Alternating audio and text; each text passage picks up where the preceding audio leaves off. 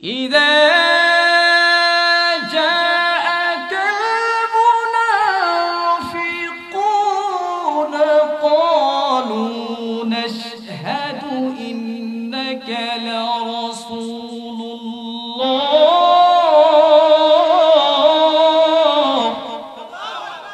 والله يعلم إنك لرسوله والله يشهد إن المنافقين لكاذبون যাদের হৃদয়ে আছে আল্লাহর ভয় তারা কভু পথ ভুলে যায় না, ঠিক কিনা বলে? যাদের হৃদয়ে আছে আল্লাহর ভয় তারা কভু পথ ভুলে যায় না। আল্লাহর প্রেম ছাড়া এই দুনিয়ায় কারো কাছে কোনো কিছু চাই না। বলেন, একসাথে বলবেন। যাদের হৃদয়ে আছে আল্লাহর ভয় তারা কভু পথ ভুলে যায় না। আল্লাহর প্রেম ছাড়া এই দুনিয়ায় কারো কাছে কোনো কিছু চাই না। রাতের আধারে যারা সেজদাতে রয় দু চোখের স্রোতে নদী যেন বয়। রাতের আধারে যারা সেজদাতে রয় দু চোখের স্রোতে নদী যেন বয়। সলনার হাত ছানি যত আসো, সলনার হাত ছানি যত আসো পেছনে ফিরেও তাকাই না। বলেন, যাদের হৃদয়ে আছে আল্লাহর ভয় তারা কভু পথ ভুলে যায় না। আল্লাহর প্রেম ছাড়া এই দুনিয়ায় কারো কাছে কোনো কিছু চাই না, ঠিক কিনা বলেন? আল্লাহ তাআলার ভয় আছে বিধায় কিন্তু আজকে আমরা এখানে সবাই সম্মিলিত একত্রিত হয়েছি, কি বলেন? অতএব রব্বুল আলামিন বলেন, নবী হে, যখন আপনার কাছে মুনাফিকরা আসবে, মুনাফিকরা বলবে আপনি আল্লাহর রাসূল। মুনাফিকরা কি বলবে বলেন? নবী আপনার কাছে যখন মুনাফিকরা আসবে, এই মুনাফিকের দলেরা বারবার বলবে, সাহাবায়ে কেরাম বলবে একবার, দুইবার, তিনবার, কিন্তু মুনাফিকের দলেরা হাজার হাজার বার বলবে আপনি আল্লাহর রাসূল। অতএব রব্বুল আলামিন মুহাম্মদুর রাসূলুল্লাহ সাল্লাল্লাহু আলাইহি ওয়াসাল্লামকে বলেন, নবী হে, আমি তো সাক্ষ্য দেই, পৃথিবীর সব মানুষগুলো সাক্ষ্য দিবে, কিন্তু আমি আল্লাহ রাব্বুল আলামিন যেখানে সাক্ষ্য দেব সেখানে মানুষের কোনো প্রয়োজন হতে পারে না। অতএব নবী আপনি টেনশন করবেন না। মুনাফিকের দলেরা আপনাকে বারবার বলে আপনি আল্লাহর রাসূল, আমিও বলি আপনি আল্লাহর রাসূল, কিন্তু নবী হে, মুনাফিকের বাচ্চারা সব সময় 24টা ঘন্টায় ইসলামের বাহিরে গিয়ে মিথ্যা কথা বলে। আছে না নাই? আপনাদের এলাকা নাই? আছে। এই মুনাফিকের দলেরা সমাজের মধ্যে এক শ্রেণী মুনাফিক আছে যারা বলে মসজিদে নামাজ পড়ো, কি বলে? দিনের বেলা বের হয় পান চাবায়, এত সুন্দর দাড়ি রাখছে, মেহেন্দি লাগাইছে, দাড়ির মধ্যে মেহেন্দি লাগাইছে, কিন্তু বলে মসজিদ মে নামাজ পড়ো, হোটেল মে শরাব পিও। আছে না নাই? আপনাদের এলাকা নাই? মসজিদের মধ্যে গিয়ে যুবক নামাজ পড়ো, রাতের অন্ধকারে বলে হোটেলে গিয়ে নারীর সাথে সময় কাটাও। আছে না নাই? আপনাদের এলাকা নাই? আছে। অতএব নবীকে সান্ত্বনা দেয়, নবী হে, টেনশন করবেন না, টেনশন করবেন না। এই মুনাফিকের বাচ্চারা যত দাড়ি রাখুক না কেন, টুপি পাঞ্জাবি পরুক না কেন, এরা হচ্ছে দুনিয়ার লেবাসধারী শয়তান। আওয়াজ দেবেন, এরা কি? লেবাসদারি শয়তান। রাসূলুল্লাহ সাল্লাল্লাহু আলাইহি ওয়াসাল্লামের জামানায় একজন নবীর সাহাবী ছিলেন আবু উবাই, আব্দুল্লাহ ইবনে উবাই তার নাম। কি ছিল বলেন? আব্দুল্লাহ ইবনে উবাই। ঘটনা হাদিস শুরু থেকে শেষ পর্যন্ত বুঝে যদি শুনবেন তাহলে ইনশাআল্লাহ আশা করা যায় কিছু দিতে পারবেন। নবীজির জামানায় এমন সাহাবী ছিল, সাহাবায়ে কেরাম 4 রাকাত নামাজ পড়েন, কিন্তু আব্দুল্লাহ ইবনে উবাই 10 রাকাত নামাজ পড়ে। নবীজি আব্দুল্লাহ ইবনে উবাইয়ের প্রতি এত সন্তুষ্ট ছিলেন, অন্য সাহাবীর প্রতি এত সন্তুষ্ট ছিলেন না। কিন্তু ঘটনাক্রমে নবী মুহাম্মদুর রাসূলুল্লাহ সাল্লাল্লাহু আলাইহি ওয়াসাল্লাম এক যুদ্ধের জন্য প্রস্তুতি নিয়ে অনেক একাধিক সাহাবায়ে কেরামদেরকে নিয়ে উনি রওনা হয়ে গেলেন। যায়েদ ইবনে আরকাম রাদিয়াল্লাহু আনহু তিনি হাদিসটা বর্ণনা করছেন। যায়েদ রাদিয়াল্লাহু তাআলা আনহু তিনি ছোট ছোট মাত্র বালেগ হয়েছেন, 20 বছর বয়স। কয় বছর? 20 বছর বয়স। যায়েদ ইবনে আরকাম রাদিয়াল্লাহু আনহু ওই সফরের মধ্যে আছেন, কিন্তু মুহাম্মদুর রাসূলুল্লাহ সাল্লাল্লাহু আলাইহি ওয়াসাল্লাম ওই সফরের মধ্যে ছিলেন।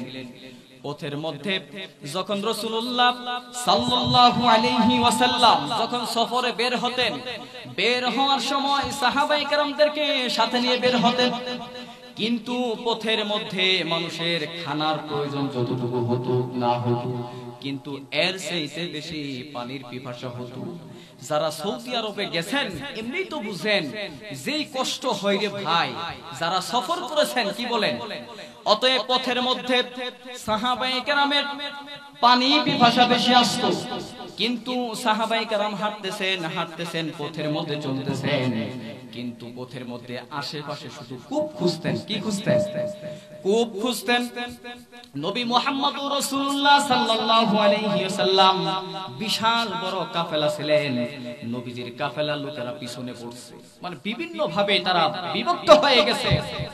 এমন সময় মুহাম্মদুর রাসূলুল্লাহ অনেক পিছনে পড়ে গেছেন, এদিকে সাহাবায়ে কেরামের দল চলতেছে, কিন্তু সাহাবায়ে কেরামের দল থেকে একজন মুহাজির সাহাবী দৌড় দিয়ে আগে চলে গেছেন।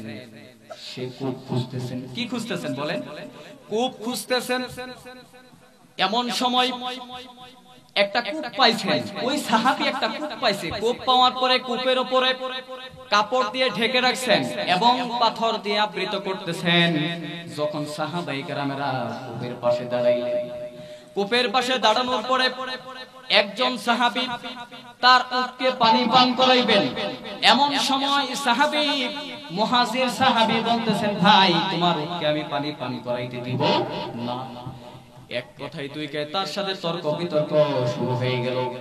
নবী মুহাম্মদুর রাসূলুল্লাহ সাল্লাল্লাহু আলাইহি ওয়াসাল্লাম অনেক পিছনে পড়ে আছেন।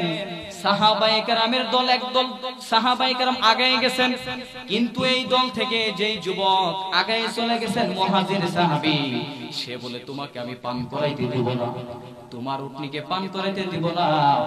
এমন কথা বলার সাথে সাথে দুইজনে তর্ক বিতর্ক লাগার পরে মুহাজির সাহাবী একটা পাথর হাতে নিছেন। আওয়াজ দিয়ে বলেন কি? পাথর হাতে নিছেন।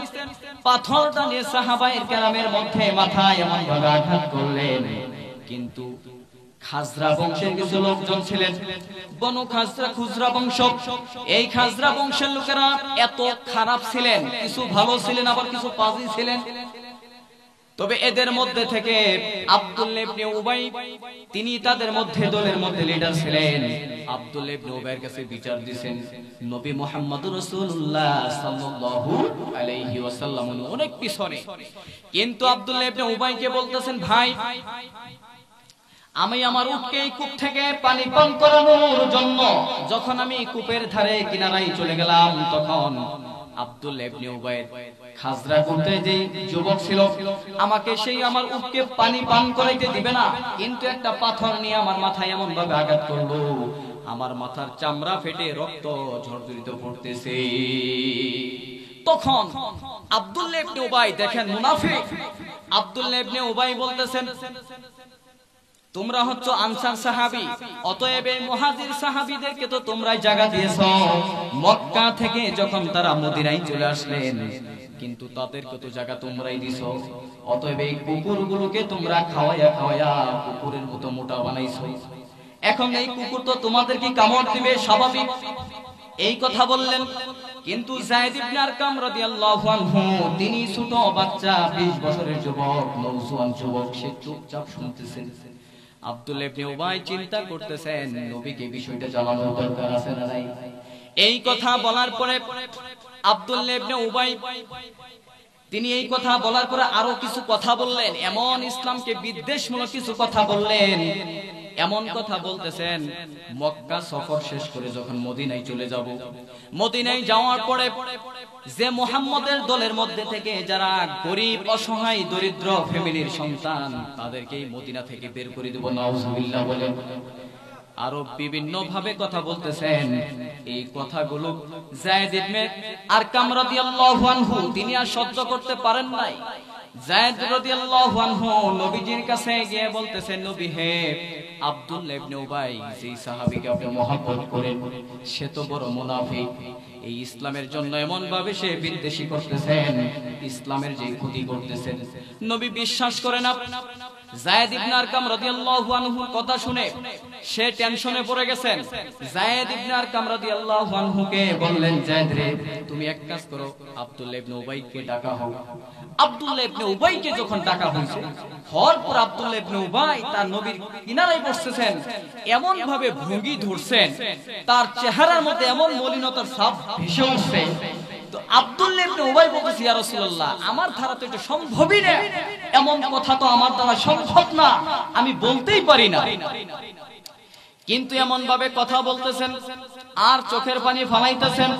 আব্দুল্লাহ ইবনে উবাই বলতেছেন, নবী হে, যায়েদ ইবনে আরকাম রাদিয়াল্লাহু আনহু আপনাকে যে মেসেজটা দিয়েছে সম্পূর্ণ মিথ্যা কথা।